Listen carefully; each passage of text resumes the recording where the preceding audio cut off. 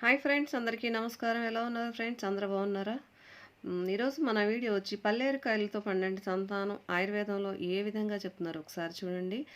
కాలేయం, లివర్ రోగమునకు చిన్న లేదా పెద్ద పల్లేరుకాయలు సమానంగా తీసుకుని దంచి బట్టలో రసం పిండి ఆ రసానికి రెండింతలు రెట్టింపు కండ చక్కరి అంటే పటిక బెల్లం కలిపి లేత పాకం వచ్చే వరకు చిన్న మంట పైన మరిగించి దించి నిల్వ చేసుకోవాలి. 2 పూటల 2 చెంచాల పాకం 2 కప్పుల మంచినీటిలో కలిపి తాగుతూ ఉంటే కాలేయం బలహీనత ఒకటి, కామెర్లు ఒకటి, ఉబ్బు రోగం, అతివేడి, అతి పైత్యం, వళ్ళు మంటలు తగ్గిపోయి కాలేయం చాలా బలంగా ఉంటుంది.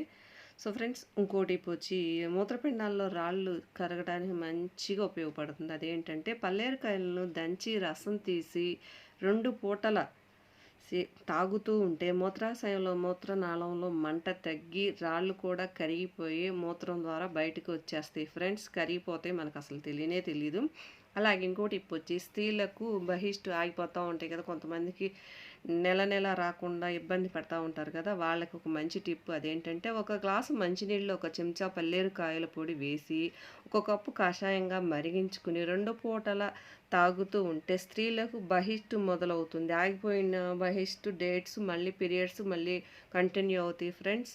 బాలింత కనుక తాగినట్లయితే ప్రసవం తర్వాత మైలు లైట్‌గా అయ్యే ఉంటుంది కదా, వాళ్ళకి పూర్తిగా లోపలంతా క్లీన్ చేసుకొచ్చేసి చాలా బాగా పూర్తిగా లోపలున్న వేస్ట్ అంతా కూడా తీసేస్తుంది ఇది తాగితే వాళ్ళు. అలాగే పల్లేరుతో పండండి సంతానం అని చెప్పాను కదా ఫస్ట్, అది ఏంటో ఒకసారి చూడండి. పల్లేరు కాయల పొడి 5 గ్రాములు, వావిలాకు రసం 20 గ్రాములు కలిపి బహిష్టు స్నానం చేసిన రోజు రాత్రి స్త్రీలు తాగాలి. ఇలా 7 రాత్రులు తాగి భర్తతో సంసారం చేస్తుంటే మంచి పిల్లలు పుడతారు, పండండి సంతానం కలుగుతుంది. Thank you for the watch.